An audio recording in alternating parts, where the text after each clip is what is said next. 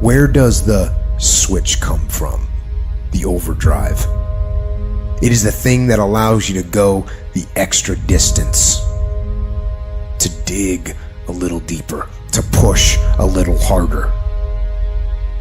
It takes both emotion and logic to reach your maximum potential, to really give everything you have, to go beyond your limits. Because emotion and logic will both reach their limitations. And when one fails, you need to rely on the other. When it just doesn't make any logical sense to go on, that's when you use your emotion, your anger, your frustration, your fear to push further, to push you to say one thing: I don't stop. When your feelings are screaming that you have had enough, when you think you are going to break emotionally, override that emotion with concrete logic and willpower that says one thing: I don't stop. Fight weak emotions with the power of logic. Fight the weakness of logic with the power of emotion. And in the balance of those two, you will find the strength to say to yourself, I don't stop.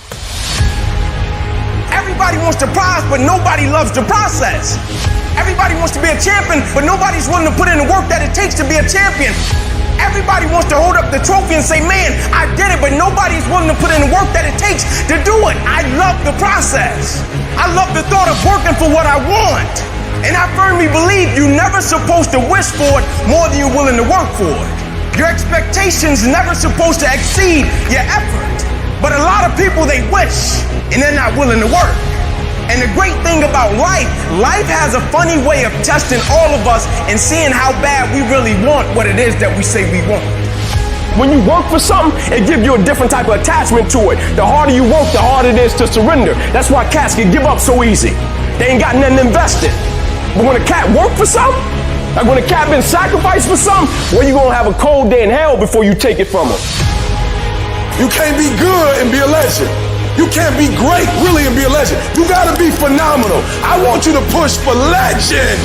It is the process of the grind that shapes you and forms you. It's not the game. You think you become a champion on the field? You don't.